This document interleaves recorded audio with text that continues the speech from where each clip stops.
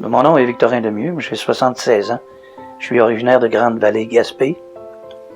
Et puis, j'ai émigré à Québec dans les années 60. Et puis, j'ai pas voulu partir. J'ai ce qu'on appelle la MPOC, maladie pulmonaire obstructive chronique. Quand on parle de chronique, il n'y a pas à revenir là-dessus. C'est là pour jusqu'à la fin. Alors, je dois composer avec, puis je m'accommode avec ça. En ayant une baisse considérable de mon état pulmonaire, c'est évident que je n'arrive plus à faire les choses comme avant. J'arrive pas à être capable de tondre le gazon seulement. J'ai dû, il y a 2 ans déjà, acheter une tondeuse motorisée pour être capable de continuer à faire mes travaux.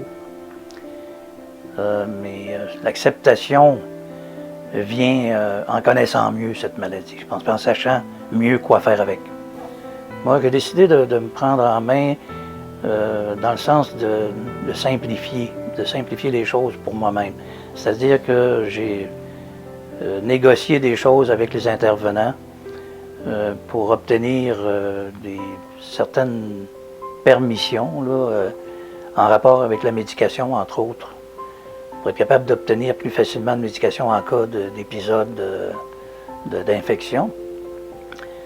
Ce qui fait que moi, je suis conscient de ne pas embourber le système inutilement. C'est un peu un apport pour moi à la société de ne pas aller encombrer le système médical qui l'est déjà beaucoup. Alors maintenant, j'ai une pneumologue à Lévis, mais je rencontre encore à l'occasion, ou même plus souvent au téléphone, des intervenants à l'hôpital Laval qui sont des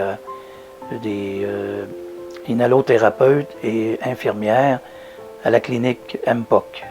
Alors la clinique MPOC, pour moi, c'est une découverte majeure dans le sens que depuis que je fais partie de cette clinique-là, j'ai une plus grande facilité à obtenir une médication en cas de besoin. Un simple coup de téléphone, je donne les symptômes de ma maladie, de mon épisode à problème. Et puis, eux vont communiquer, l'infirmière ou l'inhalothérapeute va communiquer avec un pneumologue qui analyse les symptômes et qui va recommander une médication qu'eux vont me faire parvenir par fax ou au téléphone à ma pharmacie. Si j'ai un besoin, je suis capable de l'exprimer, je n'ai pas à consulter un spécialiste pour me dire que j'ai ça parce que je le sais déjà qu'est-ce que j'ai. Je pense que c'est le secret, peut-être pour aller un peu plus loin, c'est de pouvoir continuer à faire des choses, même si la maladie est là.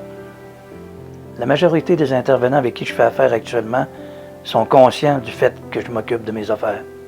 Et puis ils sont, je dirais, généralement d'accord. Sauf que quand je suis avec des spécialistes, je ne discute pas leur façon de faire.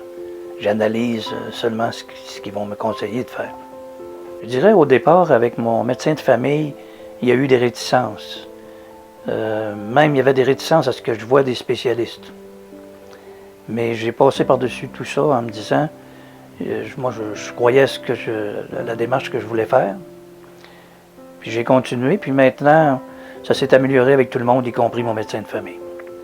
Si j'avais quelqu'un à qui je pourrais recommander, qui a les mêmes problèmes que moi, je recommanderais effectivement de rencontrer les mêmes spécialistes que j'ai rencontrés à la base pour qu'ils puissent avoir tous les renseignements nécessaires pour connaître leur maladie.